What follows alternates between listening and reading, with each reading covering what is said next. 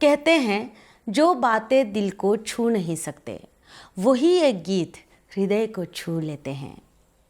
80 और 90 के दशक में अपने समुदाय के ऊपर हो रहे अन्याय, अत्याचार और हक के लिए लड़ने, जागरूकता लाने के लिए कई कलाकार और गीतकारों ने सैकड़ों गीत रचे और अपने आवाज़ को लोगों तक पहुंचाए, जो इस डॉक्यूमेंट्री के कई चैप्टर्स में आपने थोड़े बहुत सुनते आए हैं। और इन सभी गीतों ने बोरो समुदाय को अपने जाति के प्रति जागरूकता लाने में अहम भूमिका निभाए थे।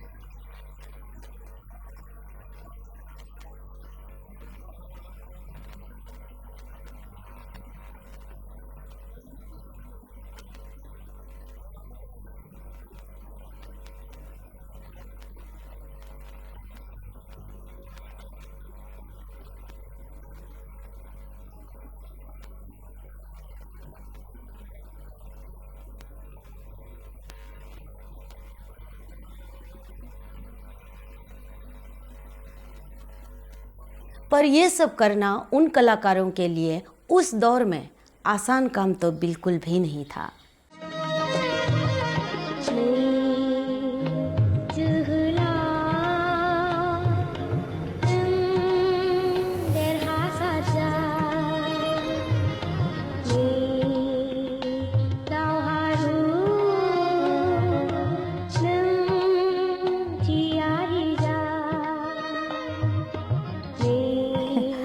ये एक्चुअली ऐसा है कि हाँ, हमको ये मालूम है कि लोगों के बीच में जो मैंने गाना गाया तो उसको सुनकर बहुत लोगों को इंस्पायर हुआ। बहुत लोग मतलब अपना जाति को ऊपर लाने के लिए।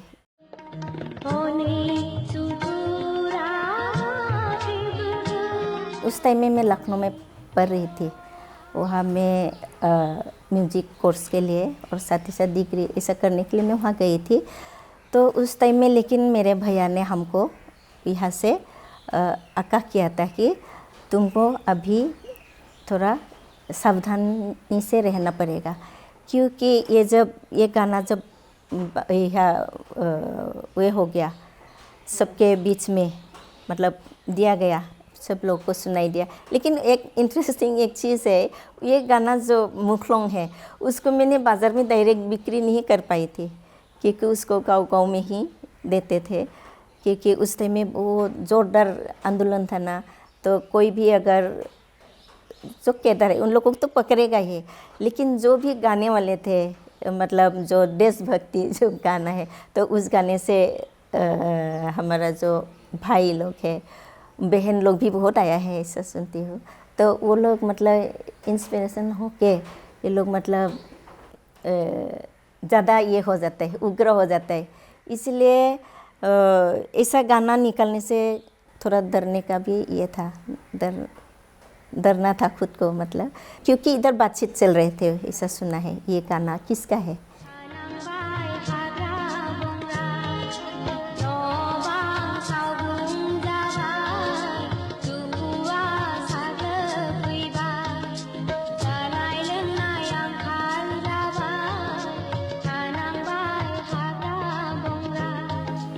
बे समावनो जिहेतु आङो मेथाइ खननो दामनो मोजां मोनो बिनिखाय रायजोफोरखौ थुलुंगा होनो थाखाय माबा मोनसे खालामनो हायो नामा होननानै आं मेथाइफोरबो सुजुबाय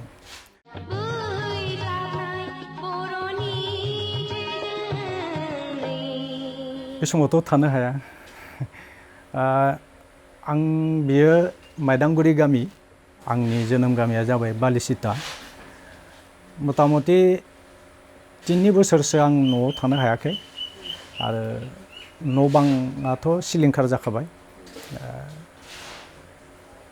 बे माने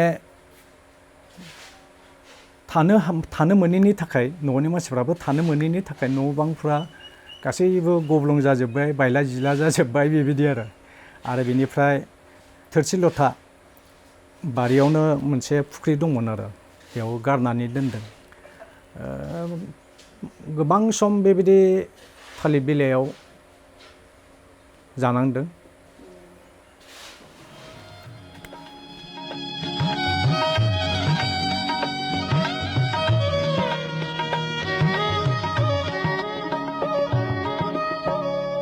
जिहेतु बाहेरायाव ओंखारलांनो हाया मानसिफ्रा माबा मोनसे बाजार खालामनो ओंखारलांनो हाया बेनिखाय न'नि मानसिफ्राबो सैनांबाय आरो लोगोसे गामिनि मानसिफ्राबो न'आव थानो हायाखै आंथ' मथा मथि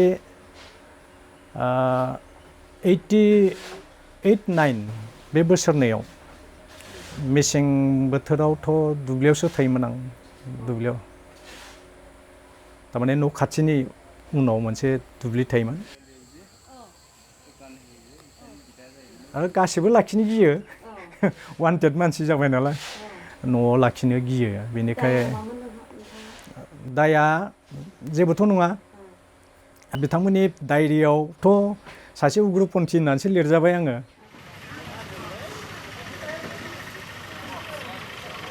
आं नैबेखौ बुंनांगोन आरो बेखौ खालामनायनि गेजेराव बे मेथाइखौ सुजुनायनि गेजेराव गोबां आं माने न' गारनाबो खारनांबाय मानो होनोब्ला बेफोर मेथाइजों मानसिफ्रा एसेबाबो सिरि मोनदों आरो ओंखारबोदों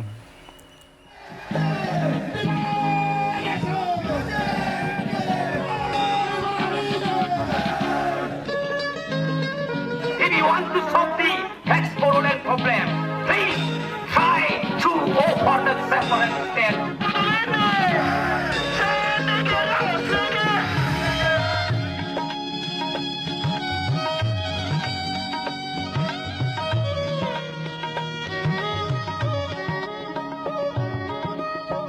बीएससी मिलने के बाद बीएससी अकॉर्ड को पूर्ण रूप से इम्प्लीमेंट ना करा पाना ट्राइबल बेल्ट एंड ब्लॉक में नॉन नोटिफाइड लोगों के साथ साथ इलीगल माइग्रेशन को ना रोक पाना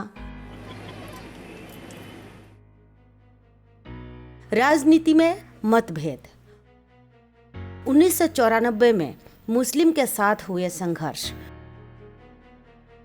1996 में संथाली लोगों के साथ हुए संघर्ष इधर 1996 के मई महीना में होने वाले असम असेंबली और लोकसभा के इलेक्शन में बोरो समुदाय में आपसी डिवीजन ऊपर से परिस्थिति को दमन करने के नाम पर प्रशासन के द्वारा निर्दोषों के ऊपर अत्याचार इन सभी कारण से 1996 के समय बोरो लोगों के लिए बहुत ही क्रूशियल बन चुका था और समाधान कुछ नहीं था। इन सब कारणों से ऑल बोडो स्टूडेंट्स यूनियन ने 3-4 मार्च 1996 को अपने 28वीं एनुअल कॉन्फ्रेंस में बीएससी अकॉर्ड को डिसोन किया और अपने अलग राज्य की मांग को पुनर्जीवित किया और यहीं से शुरू हुआ second phase Bodoland movement.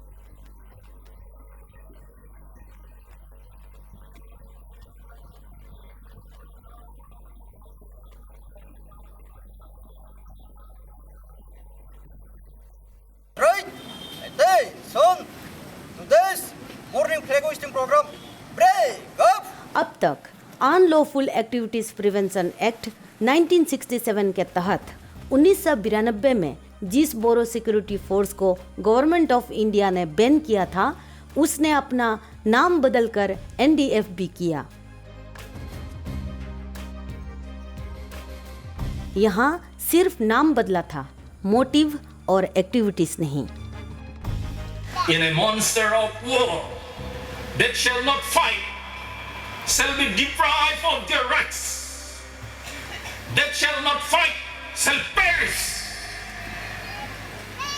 So let us not grovel on others, but fight and live with dignity and honor.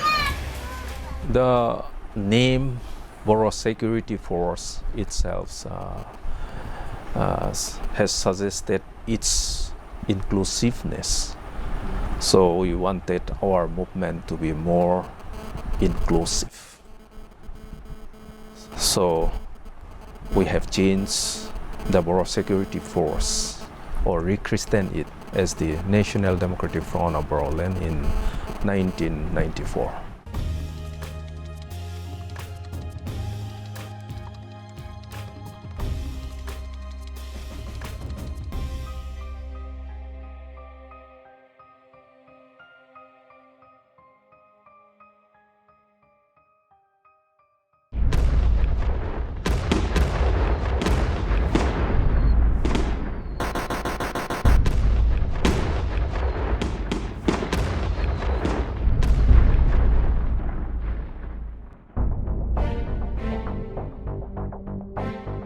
इसी समय ऑल बोडो स्टूडेंट्स यूनियन के कुछ फॉर्मर लीडर्स, वॉलंटियर फोर्स के कुछ फॉर्मर लीडर्स और वॉलंटियर फोर्स के कई कैडर्स जो 1993 के BSc अकॉर्ड के समय सरेंडर नहीं किए थे या यूं कहें कि प्रशासन के नज़र में नहीं आए थे, वे लोग मिलकर एक नया फैसला लिया।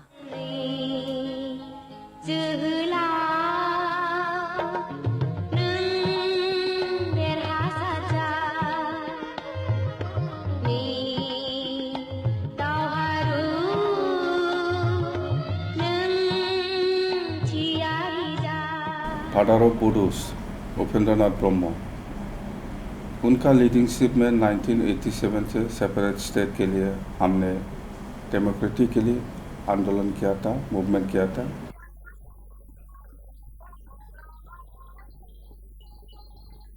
ऐसे बोडो जीने के लिए जो मिलना था उसको हमने नहीं मिला, इसीलिए अपना आइडेंटिटी को इस्टेब्लिश करने के लिए मूवमेंट चालू किया। तो उसको तो हमने डेमोक्रेटिकली किया था, लेकिन हमको पुलिस फोर्स ने हमारा जो बोरो लड़के हैं उन लोग को रेप किया, हमारा जो बोरो गांव है कोहपुर में जला दिया, वो उडालपुरी में जला दिया और वो बाक्सा में जला दिया। हमारा बोरो लोग का जो घर है उसको, तो इसमें हमने सोचा इतना पीसफुली हमने मूवमेंट किया था, लेकिन गवर्नमेंट ऑफ इंडिया और गवर्नमेंट ऑफ आसाम ने हमारा ऊपर में बहुत अत्याचार किया है। डेमोक्रेटिकली जो मूवमेंट किया था उससे नहीं होगा। तो गवर्नमेंट ऑफ आसाम का जो पुलिस फोर्स ने हमारा ऊपर में जो लगातार जो अत्याचार किया है, इसीलिए हमने हमारा प्रोटेक्शन के लिए हम भी कुछ सोचना है। इसे सोच के हमने बोडो लिबरेशन टाइगर बनाया।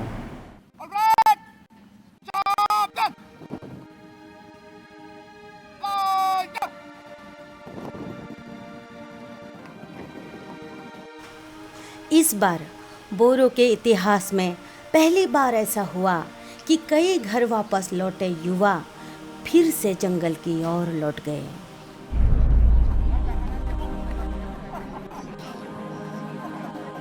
चिलागांग बसुमतारी के नेतृत्व में हजारों नए नए युवाओं ने बोडो लिबरेशन टाइगर में शामिल होते गए। अपने समुदाय के सुरक्षा के लिए फिर से बोरो के युवा पीढ़ी कलम के बदले हथियार उठा लिया। हमने देखा डेमोक्रेसी में चिल्लाना पड़ता है, इसीलिए हम 1996 18 जून को हम BLT फॉर्म किया, इसका बाद हम वॉइस दिया।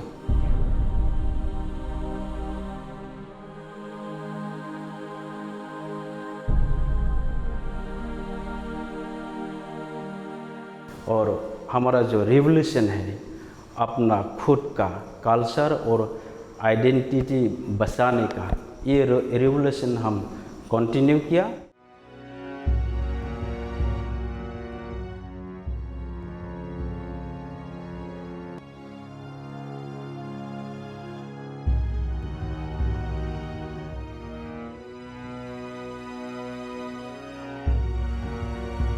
हमारा जो प्रॉब्लम है उसको बातचीत करके गवर्नमेंट ने समाधान करेंगे ऐसा सोचा था, लेकिन उसको गवर्नमेंट ऑफ इंडिया व गवर्नमेंट ऑफ आसाम ने नहीं किया, इसलिए हमने आर्म्स पकड़ना पड़ा।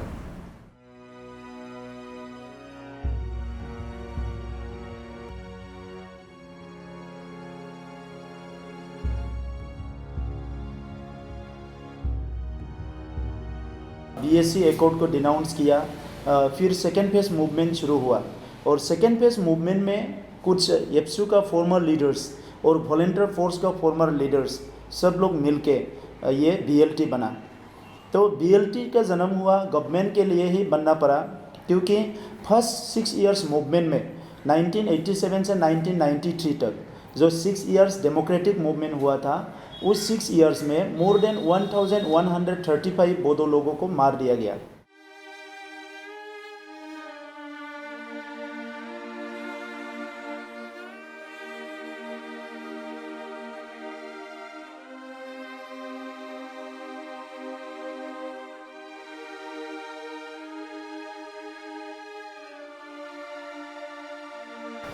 और साथ साथ बहुत सारा औरत हमारा बहनों को रेप किया गया।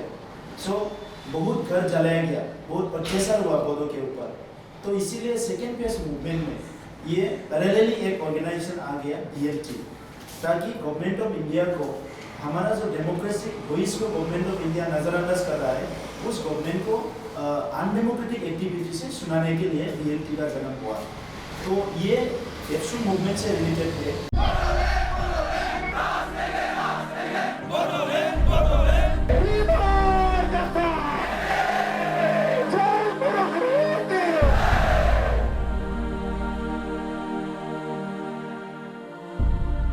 आज़ादी का 50 साल का बाद में भी कभी भी ये उन्नति का डेवलपमेंट का काम कुछ नहीं हुआ था, और हमको इतना डोमिनेट किया जाता था, इसलिए हम एक समय में ये सेपरेट स्टेट बोडोलैंड हमको मांगना पड़ा।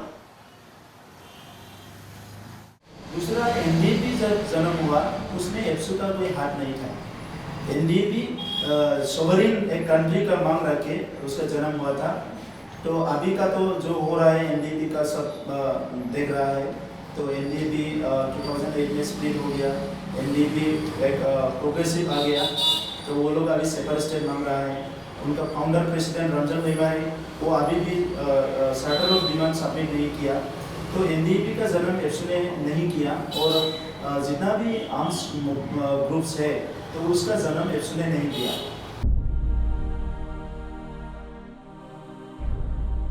We are taking arms with objectives.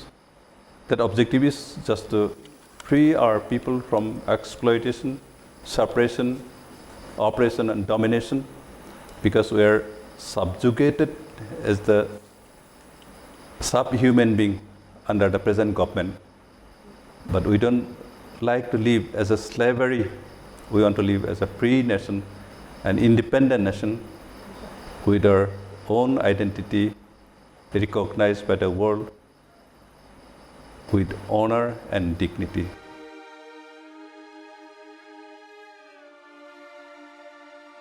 Movement group जो है, जो रिवोल्यूशनरीज है, जो आर्म्स लेके रिवोल्यूशन करता है, वो लोग प्रिंसिपल में रहना चाहिए।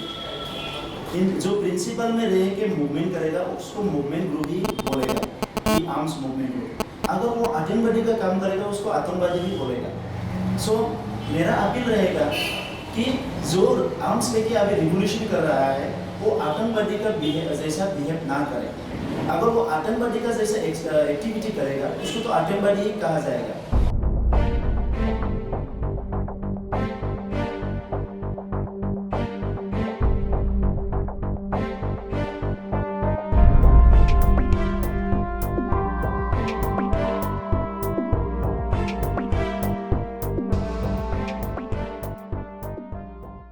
अब बीएलटी और एनडीएफबी दोनों आर्म्स ऑर्गेनाइजेशन, बीएलटी का लक्ष्य अलग राज्य, एनडीएफबी का लक्ष्य अलग देश। दोनों संगठन के इंटरनल आइडियोलॉजी डिफरेंसेस के कारण अब दोनों संगठन एक दूसरे का दुश्मन बन गए। अब दोनों संगठन को आम बोडो जनता का सपोर्ट चाहिए था, जिसके कारण दो आर्म संगठन आपस में भिड़ चुके थे, जिसके कारण एनडीएफबी और बीएलटी के कई कैडर्स आपसी मतभेद और मुठभेड़ में मारे गए। साथ ही कई लेखक, बुद्धिजीवी, एम्प्लॉइज, लीडर्स के साथ साथ आम लोग राइवल ऑर्गेनाइजेशन का सपोर्टर के संदेह से या फिर दोषी निर्दोषी या यूं कहें कि सच और झूठ के चक्रव्यूह में अपने ही लोगों के द्वारा मारे गए।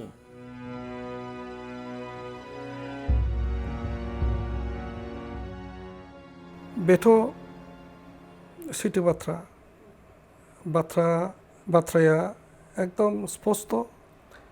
मोनसे रिभलिउसनखौ सिलिंखार खालामनोब्ला बर'फोरनि गेजेरावनो माखासे बिथांमोना मानसि क्रिएट खालामो अपोज खालामनो थाखाय। दा जोंनि जे स्ट्रागल बहायबो अपोज खालामग्राबो ओंखारबाय, मदद खालामग्राबो ओंखारबाय। जेब्लानाखि बे स्टार्ट जाबाय, बुलायलायनाया स्टार्ट जाबाय, गोरोबलायिया स्टार्ट जाबाय। बेबायदियावनो दिनै सोरबाया सिरि सिरि रल लादों, बियो दिनै नुजाफैबाय, स्राङाव नुजाफैबाय जे माने सोरखौबा होबथानाया, बबेबा संगठनखौ फोजोबस्रांनायनि खामानि मावनाया बिथाङानो। बेबादि मोनसे आइडेन्टिफाइ जाहैलायबा, बेबादि जुदि जाहैलायबानो जों गेजेराव गावनि मानसिखौबो बुथारलायनो गोनां जायो। आरो माने बेखौ दिनै खालामहोखायो। जोंनि गेजेरावनो गावनि गेजेरावनो जेब्लानाखि गोबां अपिनियन जाबाय, गोरोबलायै जाबाय, बेखिनि समाव जोंनि गेजेराव बेफोर परिस्थितिखौ लाबोनानै लासैनो जोंनि गोख्रों मोनसे स्ट्रागलाबो बेबायदिनो दुरबल जालांनानै थांखियाव सहैनि सिगांनो जोबस्रांनानै थायो। बेबायदि हयथ' एकदम माने रोखा गोबां रोखोमै इनफर्मार दिनै सोरबा पुलिसाबो बेबादि खालामगोन, आर्मि इन्टेलिजेन्सआबो बिदिनो खालामगोन, रनि मानसि थागोन, बोखावनाय बिथांमोना खामानिखौनो दिनै मावबाय थागोन। बेवहाय सोरबा जोंनि बर'फोरनि गेजेरावनो बेबायदि मोनसे फानजारियाव नांदों आरो बेबायदि थाखायनो जोंनि गेजेराव बेबायदि उन्दैनिफ्राय गिदिर दैदेनगिरिसिमहालागै जिउनि खहा जालायनाय खार'ना बेफोरनो।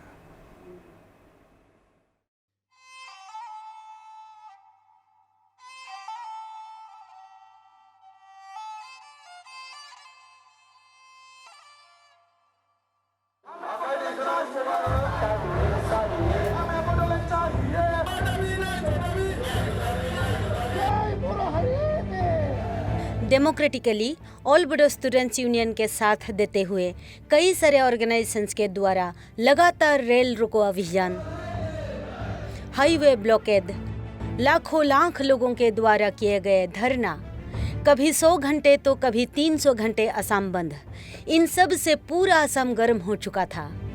बीएलटी और NDFB undemocratically bomb blast, government officer की किडनैपिंग, मर्डर, एक्सटॉर्शन आदि का नया दौर शुरू हुआ। असम में जो हालत 1989 और 1990 में थे, बीएलटी और एनडीएफबी ने फिर से वही हालत असम में लाना शुरू किया। मकसद सिर्फ एक था, गवर्नमेंट तक अपनी अपनी बात को और भी मजबूत तरीके से पहुंचाना। प्रशासन के हाथ से हर चीज आउट ऑफ कंट्रोल हो रही थी। बीएलटी और एनडीएफबी के लोगों को पकड़ने और ढूंढने के नाम पर परेशान प्रशासन का भी स्ट्रेटेजी बदलते जाने लगे।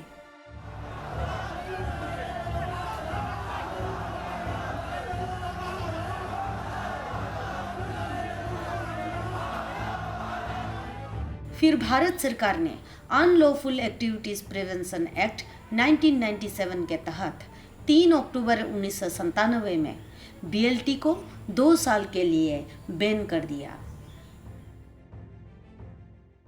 इधर ऑल बोडो स्टूडेंट्स यूनियन ने बीएससी को डिजोन तो कर दिया था, पर उस पर बोडो का ही एक political party people's democratic front यानी पीडीएफ ने बीएससी को रूल कर रहे थे। तो उसी टाइम में मैं 98 में जनरल सेक्रेटरी था। अभी ऑनरेबल मिनिस्टर यूजी ब्रह्मो है, वो प्रेसिडेंट था। वो बोला था बोरो जाति को एक करने के लिए और कम से कम जो अलग राज्य मांग है उनको पूरा करने के लिए, in order to have the separate state, in order to create the separate state Boro Hadet and Boroland, I mean Boroland, BSc power को सरना पड़ेगा, क्विट करना पड़ेगा, इसको त्याग करना पड़ेगा। एप्सू भी हमको रिक्वेस्ट किया है और बोरो सोसाइटी के कोई जाने माने लोगों ने हमको अप्रोच किया है, बीएससी पावर को आप लोग छोड़ दीजिए, रास्ता निकलेगा बोरो लोग इकट्ठा होने के लिए और रास्ता निकलेगा ये सेपरेट स्टेट होने का। हमें सोचा था ये मानेगा कि नहीं, पावर लिया है, रेड लाइट गाड़ी मिला है, एक एम ने तो रेड लाइट गाड़ी मिला है, चेयरमैन है इनके पीछे और जीएम क्यों छोड़ेगा। मेरे को ये लेटर ये रिजोल्यूशन उन लोगों को भेजने के बाद उन लोग ये मानेगा ये नहीं, ये मेरे को अग्नि परीक्षा था उसी टाइम में। लेकिन I thank to them that I think within 24 hours 6 M James render their resignation. जो ईएम थे और जीएम थे उन लोग रिजाइन करके हमको भेजा था। उन लोग जो रेड लाइट का जो गाड़ी है उनको इसको लेके जो बीएससी के वो जो ऑफिस है ना वहाँ पे दे के आया। लेकिन ऑफ कोर्स दो हमारा जाने माने लोग, एक्स चीफ बीएससी का हमारा दादा Kankeshwar Narzary and deputy chief Nawaz Basumatary, उन लोग रिजाइन नहीं किया था।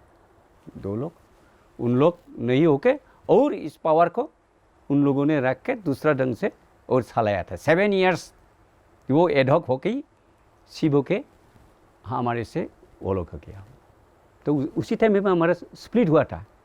ये पावर को हमने क्विट करने के बाद ही हमारे बीच में भी, पार्टी के बीच में भी स्प्लिट हुआ था। I appeal to them, those were great writers, just to write this history also. It should be in the history that PDF, why PDF quit the power, for what reasons, इसको भी लिखना चाहिए।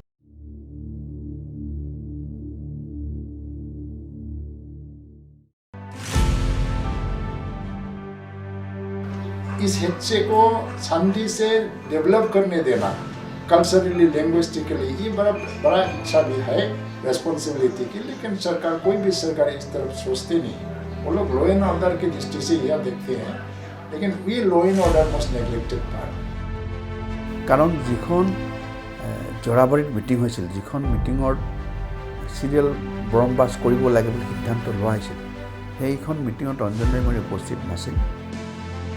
Bharat सरकारजों NDP हिसाबैनो officially जोङो 17 times सावरायबाय, आनअफिसियल भाबै 27 times जों भारत सरकारजों सावरायदों।